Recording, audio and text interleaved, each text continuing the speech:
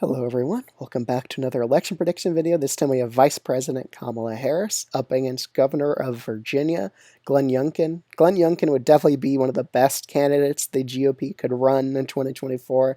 I really think he would unite most of the base while being able to appeal to a lot more independent voters.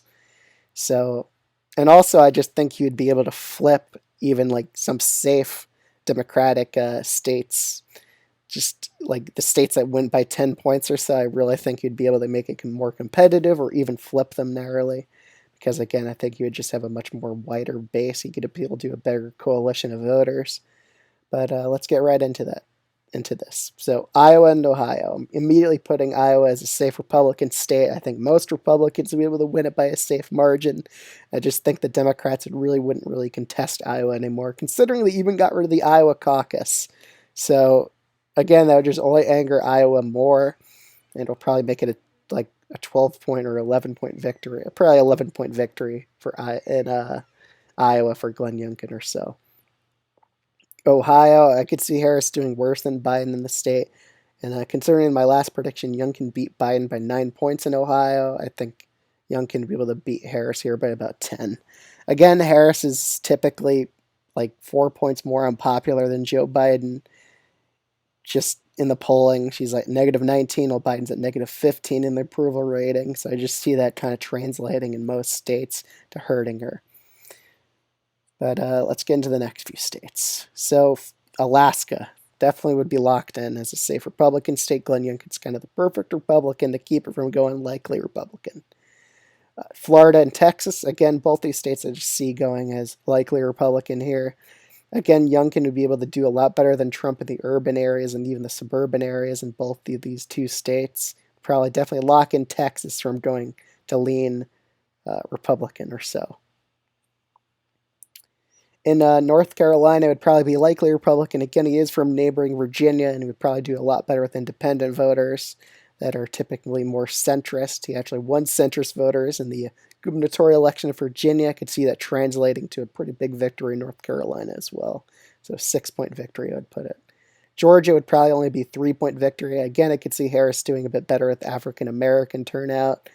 But those independent voters, those are definitely would be a killer in the state of Georgia. And with Youngkin, I really think you'd get a lot better margins than Trump would in Georgia. So lean Republican Georgia, 3-point victory for Glenn Youngkin here. Colorado, I mean, even with the best moderate GOP candidate they ran in Colorado's Senate election, still a safe Democratic. So even though Harris is a bit more unpopular than Biden, she'd still pretty easily win Colorado against most Republicans. Even a really solid candidate, Glenn Youngkin. New Mexico would definitely get a lot more competitive with Harris v. Youngkin. Youngkin could definitely do a lot better with independent voters than Trump would in this state, but not enough to flip it. Arizona and Nevada, again, just doing better with those anti-Trump Republicans. I really think he could get better margins with those more independent center-right voters, and even some people who voted for Biden could probably stomach voting for Youngkin if they, especially those center-right independents, that a lot of them actually voted for Biden just because they dislike Trump personally. So I think a lot of those voters would probably end up going towards Glenn Youngkin in Arizona and in Nevada, thus giving him 2 narrow victories here. Arizona by about 3 points or so, Nevada probably by about 2 points. Nebraska second definitely probably would go towards him. I could see him probably emulating Don Bacon pretty well in Nebraska second, who frequently wins in this district. And again, he would probably get a lot better margins with independent voters than Trump would here, bucking the trends that Democrats have been having in Nebraska second and it getting bluer and bluer every election. Okay, in the state of Virginia, I have no doubt he would win this state. He's leading against Biden here, and Harris is a lot more unpopular than Biden by about 4 points. He would definitely win Virginia by about 3 or 4 against Harris. He's a very popular governor here. He'd definitely, again, he has a pretty high approval rating. It's like 55% of Virginia, one of the last polls I've seen out of here. So he would do a lot better than nearly every Republican. I think every Republican candidate that got up there, or even the ones that declined to run, I think he would do a lot better than all of them in Virginia. He would probably be the only candidate to really flip the state. This is probably the last time Virginia flips Republican, unless Glenn Youngkin gets elected and he runs for re-election. I could see Virginia voting for him again if he does a good job in office.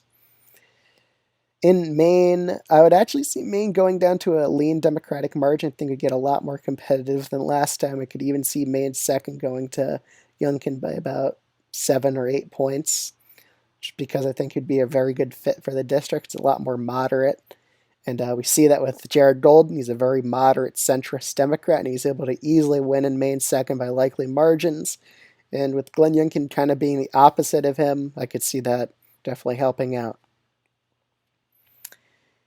In New Hampshire, I really think Glenn Youngkin would probably be able to pull off a narrow victory. Again, he would probably be winning the popular vote by like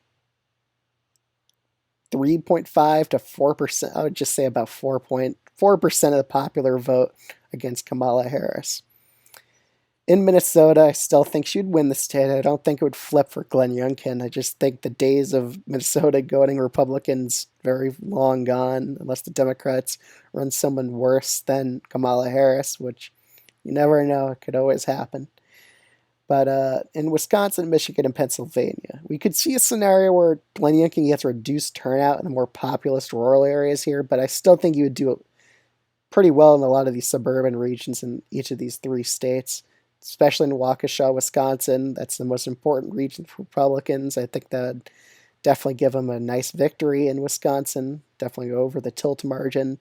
And in Pennsylvania, I could see him flipping several suburban counties in Pennsylvania, probably translating into a 2% or even 3% victory. I'm going to say 2.5%. We'll round it in between there. In the state of Michigan, even though Harris would do quite well with black voters in Michigan, I could see those suburban areas going against her, and maybe even Youngkin flips a couple of them. You'd probably get a lot better margins in them, honestly. But yeah, Michigan's a real hard one. It could either be tilt Republican or tilt Democratic. Again, they have a trifecta here. You'd probably still boost urban turnout in this state.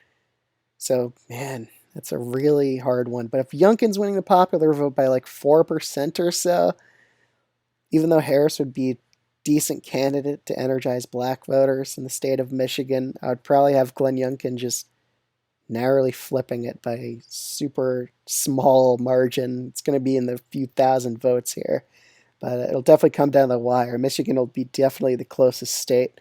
But Youngkin, 330 electoral votes to 208 votes for Harris, so quite the defeat for Harris here.